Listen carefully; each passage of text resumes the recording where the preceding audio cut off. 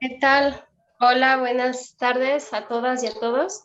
Eh, Muchísimas gracias por la invitación. Me da mucho gusto poder conectar con personas en diferentes partes. Mi nombre, como ya lo dijeron, soy Linda Guamán, me defino como microbióloga, estudio bichos, generalmente bacterias y desde hace algunos años también levaduras.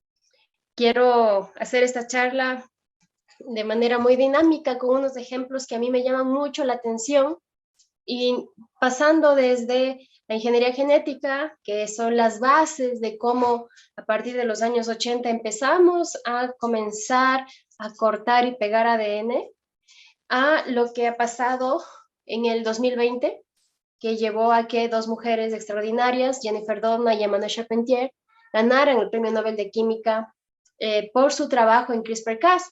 CRISPR-Cas es la herramienta que nos ayuda a hacer edición genética.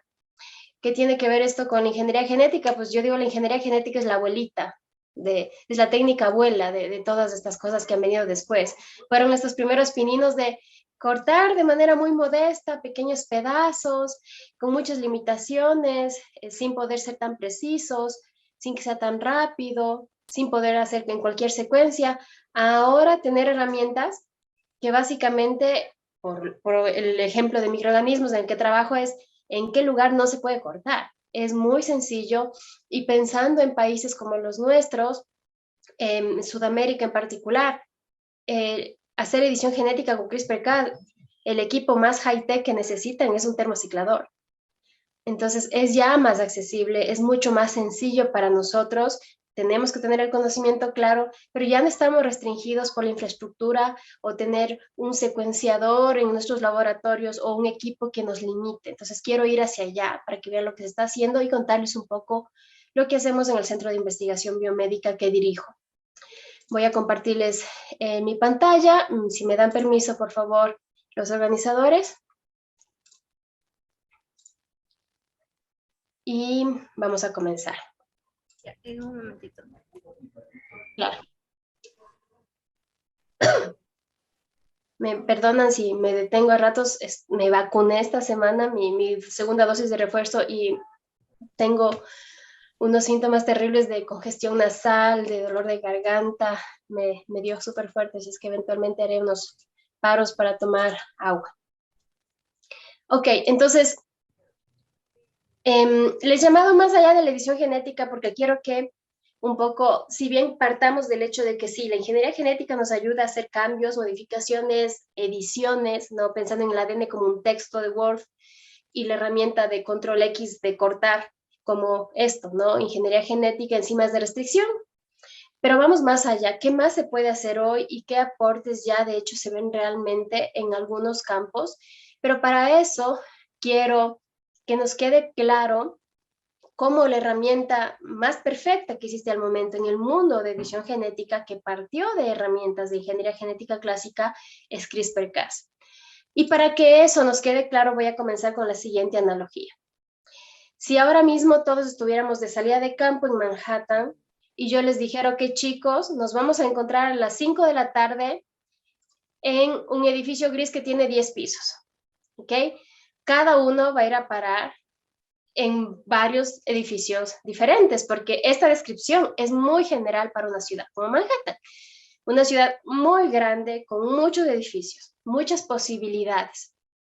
Ahora, si yo les dije, no, nos vamos a encontrar en el edificio y les paso las coordenadas de Google Maps, ustedes van a tomar un Uber y las coordenadas le van a permitir a ese taxi llegar con precisión al sitio donde yo los quiero encontrar.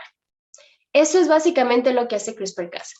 Pensemos ahora no en Manhattan, sino en el genoma. El genoma también viene siendo como una ciudad caótica, grande, con un montón de información, reducida en espacio, ¿no? Especialmente este genoma que ustedes ven ahí que está medio enrollado, puede ser el de una bacteria, perfectamente. Llegar con precisión al nucleótido 300.014 no es sencillo.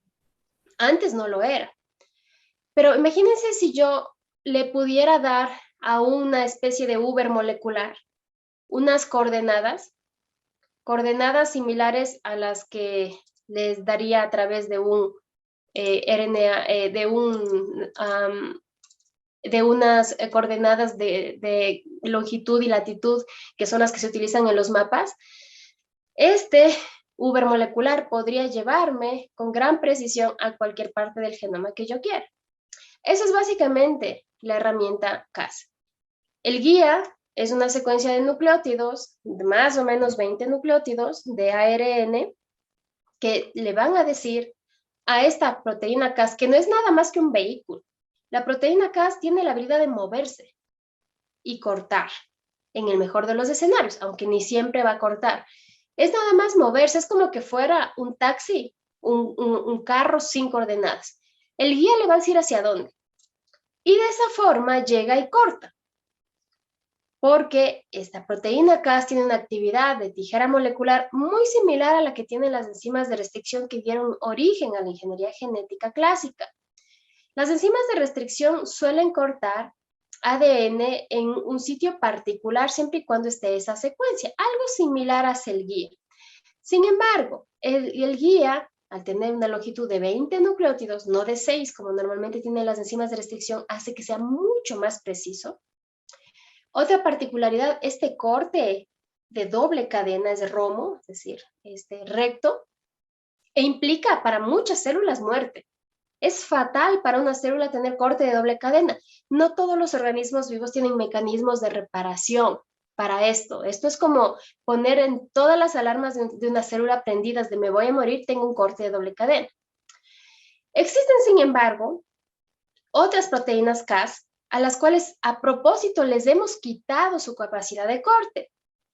Y la única función que les hemos dejado es su capacidad de moverse, tal cual como que fuera un vehículo.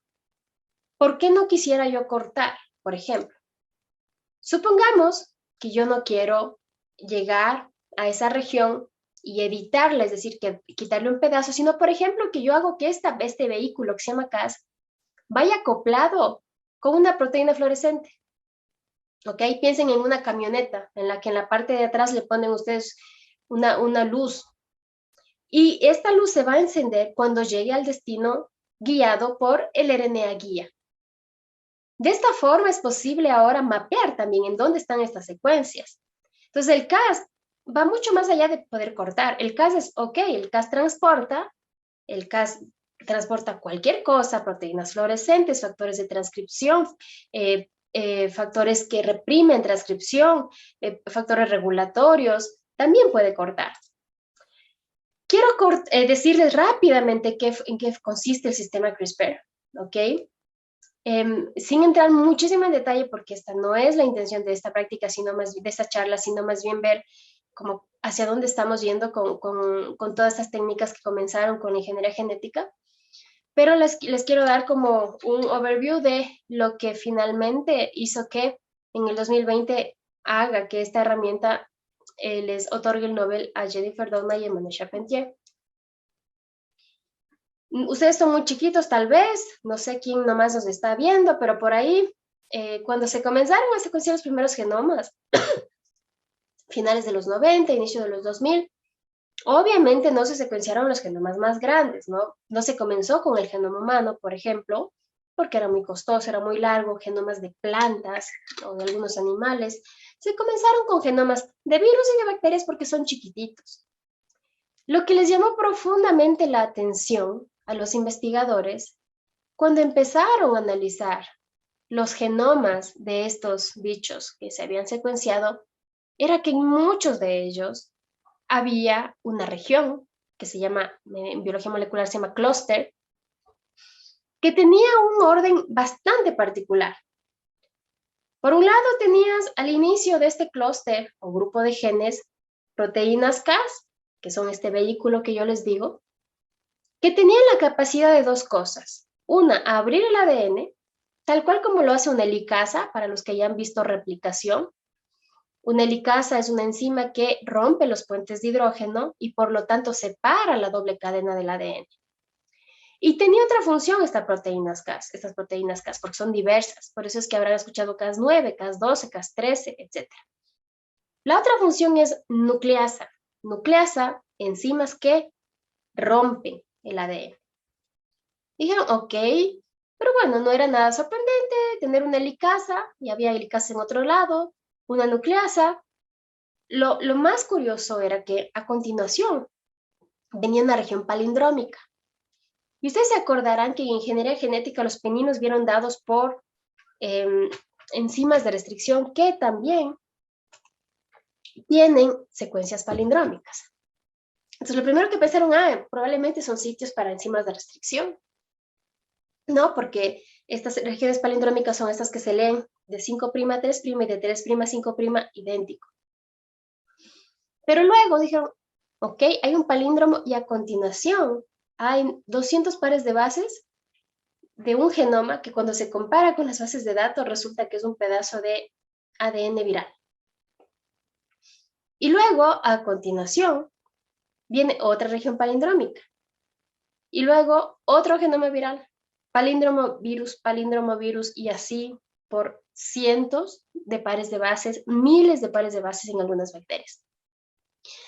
Entonces, en este momento no se pensó necesariamente en, ok, este es un mecanismo por el cual las bacterias van acumulando infecciones pasadas. No se conocía. Porque recuerden, en este momento, saber que esta secuencia era de un virus y que esta secuencia roja era de otro virus dependía de que ya se hayan secuenciado estos virus y apenas empezaban a secuenciar. Entonces no había con qué comparar, básicamente. Entonces no se tenía mucha información al respecto.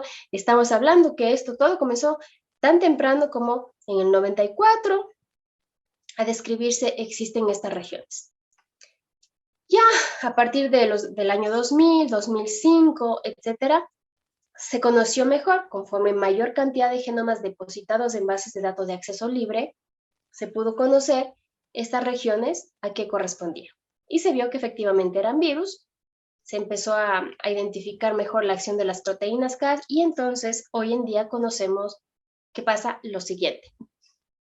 Cuando las bacterias se encuentran con un ente biológico que es el enemigo mortal de todas las formas de vida existentes en el planeta Tierra, porque las plantas, los animales, los humanos y los microorganismos somos atacados por virus, es el único enemigo real que tenemos todos en común. Lo que ellos hacen es básicamente secuestrar nuestras células, ¿verdad? Entonces, para eso necesitan ingresar. Ahora, si se ponen a pensar que las bacterias están en el planeta más o menos 3.500 millones de años y que los virus deben estar por ahí también unos 3.800 millones de años, sí que han tenido muchísimo tiempo conviviendo juntos para atacarse, para conocerse, para convivir y entre esas, evoluir algún sistema que te permita responder a este ataque. Los virus estaban atacando a las bacterias desde que existen estas células como tal. Entonces, la siguiente propuesta es el mecanismo. Cuando un bacteriófago inyecta su material genético a la bacteria, aquí está representado un pedacito verde como una región conocida, en ese momento la bacteria tiene forma de saber que hay un ADN que no le corresponde, un ADN externo, y que tiene que ser destruido, porque significa infección. Se producen, se transcriben, se traducen las proteínas Cas, y estas proteínas Cas, si ustedes recuerdan, tienen la capacidad de abrir el ADN y de romperlo. Lo que hace esta proteína Cas, si ustedes ven, es como que tiene estos dos bracitos, como que estuviera abrazando a esta región de ADN. Lo que hace es, dice, ok, si ustedes se fijan, este mismo rectángulo verde yo ya lo tenía en el genoma de la bacteria. ¿Esto qué quiere decir? A mí ya me infectó esto en el pasado. Por lo tanto, este recuerdo me ayuda a identificar que esto es algo que me va a infectar y lo destruyo. ¿Ok? Pero esto viene dado por un guía.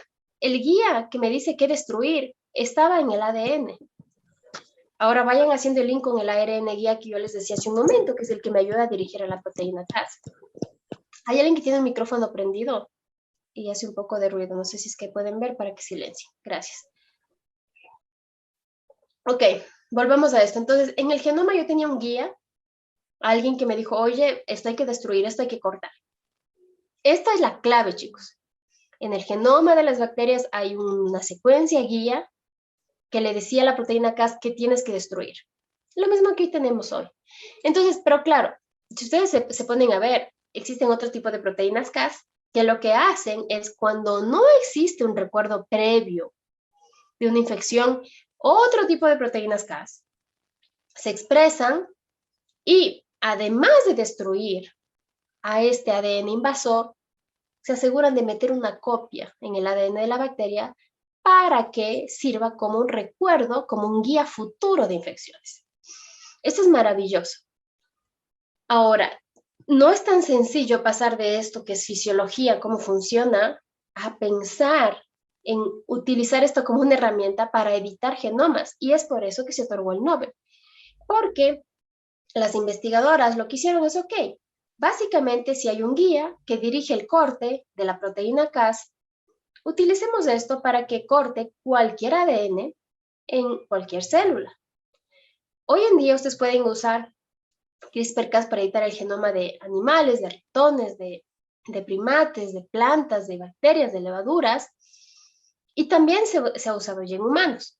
Los límites de dónde están en la bioética, y es por eso que en el año 2018, si no me engaño, en el evento de genética humana anual más importante del mundo, el investigador He Jiankui, durante su presentación le decía al mundo que él de hecho había utilizado CRISPR-Cas para editar embriones humanos, quitarles un receptor que se conoce como CR5, un receptor mediante el cual VIH ingresa a la célula.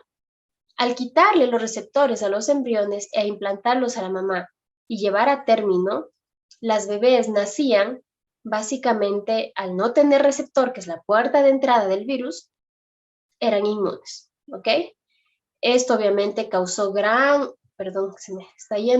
causó gran indignación entre la audiencia, puesto que al momento, a pesar de que ya exista la capacidad técnica, es decir, el conocimiento y herramientas para hacer edición genética en humanos, en la mayoría de países del mundo, los permisos para hacer edición en embriones están dados tan solo hasta la semana 4, 6, 8, dependiendo del país en el que se haga. Y esto lo que hace es que básicamente no esté permitido al momento editar un embrión e implantarlo en la madre para llevar a término. El investigador estuvo preso por un tiempo por el trabajo que hizo al no haber tenido el permiso bioético y haber infringido otro tipo de reglamento, ¿no? Especialmente en un país comunista como es China. Pero más allá de esto, ¿qué más ha sucedido? Como yo les decía al inicio de mi plática, la herramienta es muy sencilla de utilizar. No necesitas equipos de alta tecnología. Necesitas tener la bacteria correcta, en el caso de hacerlo en microorganismos, los plásmidos correctos que vengan cargando el guía y la proteína Cas. Necesitas una incubadora, necesitas de pronto un termociclador para confirmar por PCR que insertaste, editaste, cambiaste alguna secuencia, centrífuga, lo normal para preparar una célula, etc. Y esto, si bien democratiza la ciencia, porque hace que la gente tenga acceso a tecnologías que antes eran restringidas, también crea un conflicto. Este es un ejemplo del conflicto que se crea y les cuento la anécdota del evento un evento anual que se hace en Boston, que se llama Global Community Bio Summit. La primera edición fue en el 2018 y yo tuve la oportunidad de asistir. Reúne gente que trabaja justo en biología sintética, modificación genética, producción de biomateriales, etc. Y estaba ahí este investigador que se llama Josiah Sainer, tiene un canal de YouTube y tiene un sitio web que se llama The Odin. Fue la primera vez que iba y fue la última, porque en esta conferencia, Josiah, como era conferencista, decidió inyectarse al frente del público CRISPR para mostrar que él podía conseguir desarrollar masa muscular al insertarse genes que le permitían hacer esto sin necesariamente hacerlo de la forma tradicional, que sería haciendo ejercicio. Entonces, también nos llevó a pensar en dónde está el límite de usar CRISPR, si es muy sencillo, si es muy accesible, para evitar que se rompa la bioética. En el sitio que les he puesto aquí, en particular, se vende un kit muy controversial. Este kit lo que hace es darte las herramientas moleculares, me refiero al guía, a la proteína Cas, para que tú le puedas inyectar esto a una rana y que la rana se vuelva más musculosa, en principio a través de la edición genética mediada por CRISPR.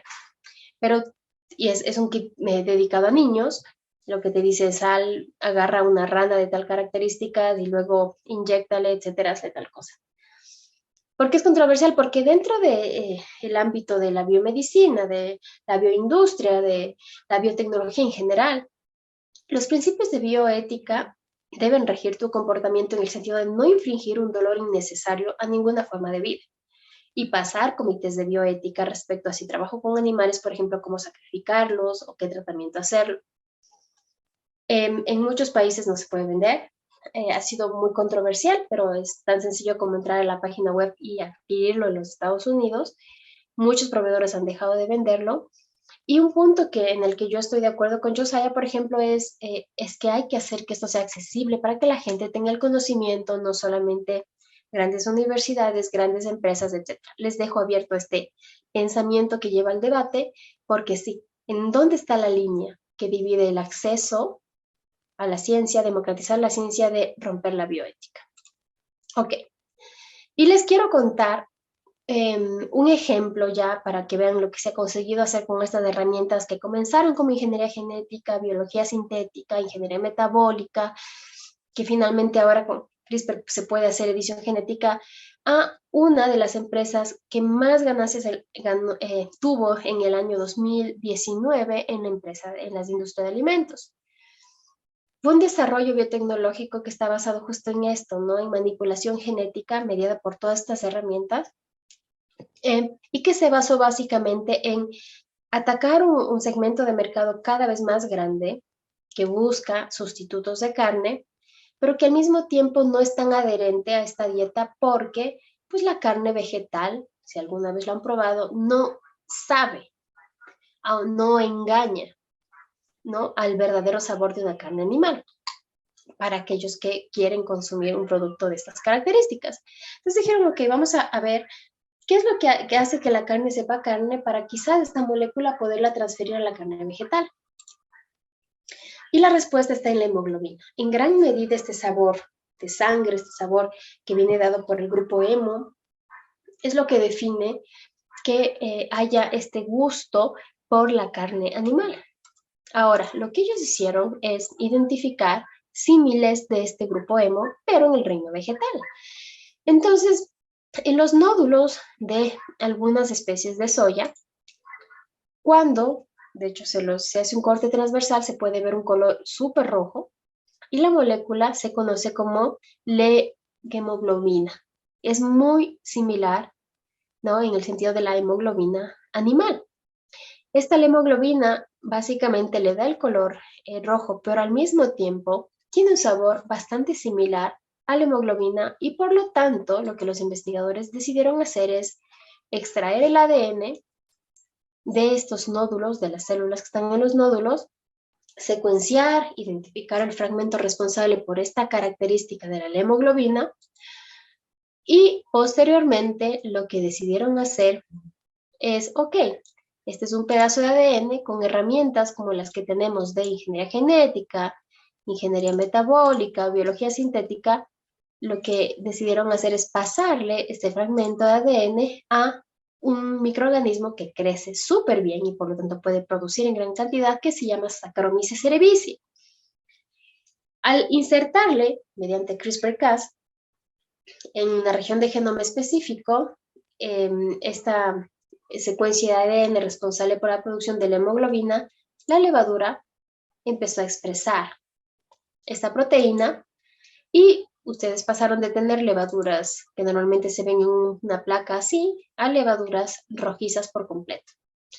Lo siguiente fue entonces hacer una extracción de la hemoglobina de forma líquida. Ustedes llevan a estas levaduras, así como esta Saccharomyces se cultiva por grandes cantidades para producir cerveza.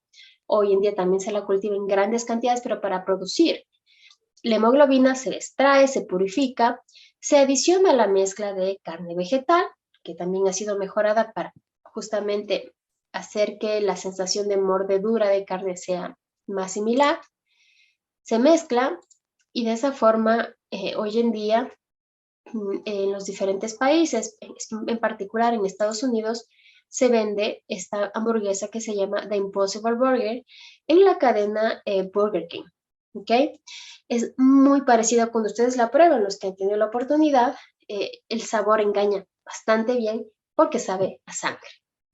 Y si ustedes se fijan, este es usar herramientas de ingeniería genética más avanzadas para transferir material genético de una especie a otra. Ahora, ¿qué es lo que estamos haciendo en el CENBIO, de donde yo formo parte y soy su directora? Estamos utilizando esta herramienta de edición genética. También utilizamos herramientas de ingeniería genética clásica para construcción de partes biológicas, pero aplicados ahora al ámbito de la biomedicina. Para esto utilizamos algo similar que al ejemplo que acabamos de ver. En el ejemplo anterior tenemos un microorganismo produciendo un bioproducto. Y es que los microorganismos son fábricas. Si ustedes se fijan, aquí tenemos un microorganismo que come, en este caso aceite, y produce energía. Y sí, los bichos comen cosas rarísimas, comen cosas que para nosotros son impensables de poder metabolizar, y asimismo producen cosas súper extrañas. Como hay diversidad de microorganismos, hay diversidad de cosas que se comen y cosas que se producen. La idea es que una vez que ya conocemos cuáles son los genes que le permiten comer tal cosa y producir tal cosa, pues a través de ingeniería genética y biología sintética, CRISPR-Cas, podemos modificar y hacer que no coma lo que normalmente el bicho le gustaría, sino de pronto el azúcar de una fruta y producir plástico, o mejor aún, que coma el azúcar de un residuo agroindustrial y produzca un fármaco, por ejemplo. Y es que el asunto es que hoy en día tenemos herramientas que nos permiten transferir de manera bastante sencilla genes, por ejemplo, de árboles, genes de animales, hasta mismo genes de humanos, porque cada vez es más barato la síntesis, chicos. Aquí en Ecuador, por ejemplo, si yo quiero sintetizar un gen de un árbol para meterle a un microorganismo, cada par de bases sintetizado me cuesta 7 centavos de dólar. Entonces, digan ustedes que el gen tiene 500 pares de bases, ¿cuánto dinero necesitan gastar? En realidad es muy poco versus lo que antes costaba. La síntesis y el secuenciamiento de ADN son de esas cosas que están cayendo en picada en costos. Entonces, es mucho más barato ahora pedirte, ok, necesito el gen este de 1000 pares de bases de esta parte del cerdo y el gen humano, y luego por CRISPR-Cas meterlo.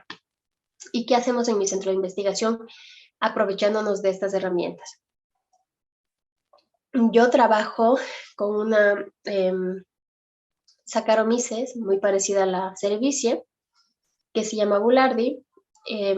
Saccharomyces boulardii es, además de ser gran productora de moléculas, tiene la capacidad de ser probiótica, es decir, se queda en el intestino y puede producir beneficios para el huésped. Nosotros le hemos introducido 6 diferentes genes mediante CRISPR-Cas a Saccharomyces boulardii con la idea de que este microorganismo produzca un ácido graso de cadena corta que se llama butirato o ácido butírico. En la literatura científica médica ampliamente se ha descrito que el butirato ayuda, por ejemplo, a reducir inflamación, es fuente de energía en las células, ayuda a reducir patrones marcadores tumorales, en cáncer de colon se utiliza como tratamiento, etc. Entonces dijimos, ¿por qué no hacer que esta cepa que se puede quedar por varias semanas en el intestino, en el colon, además produzca butirato?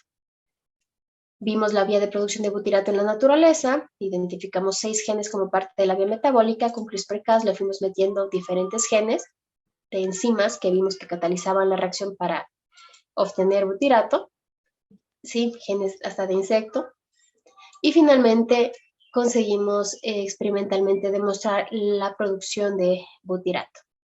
Justo estamos en el siguiente paso actualmente. ¿Qué es lo que queremos ver ahora? es si esta cepa de levadura productora de butirato, una vez que se administre, es decir, ya hace la evaluación in vivo, de hecho, en el intestino ya tiene un efecto de, por ejemplo, nosotros estamos haciendo ahorita un cultivo celular dual, en el que vemos células epiteliales del intestino, ver la diferentes expresión de genes, especialmente genes relacionados a, por ejemplo, marcadores de inflamación, o ver si las uniones entre células también se sellan mejor, porque ese es uno de los beneficios que se ha descrito el butirato, pero ya esta vez in vivo, ¿no? Ese será el siguiente paso. Con estos ejemplos, y en honor al tiempo, porque más me gustaría tener más preguntas, nada más quiero dejarles con la idea de que desde la ingeniería genética hasta el momento ha habido un gran avance. Cada vez las cosas son más baratas en términos moleculares, de síntesis y de secuenciamiento, comprar plásmidos, comprar cepas, pero siempre hay que tener la bioética encima, ¿verdad? Y si es que quieren conocer aspectos de bioética más interesantes y si tienen acceso a Netflix, les recomiendo esta serie que se llama Selección Antinatural, que es del 2019, es una miniserie que justamente habla de la edición genética y las aplicaciones, o esta que se llama Human Nature, también de 2019, es una película en que ustedes van a ver justo lo que se está haciendo en humanos y en animales respecto a CRISPR. Si tienen alguna otra duda adicional, quedo atenta a sus preguntas. Les agradezco mucho por la atención.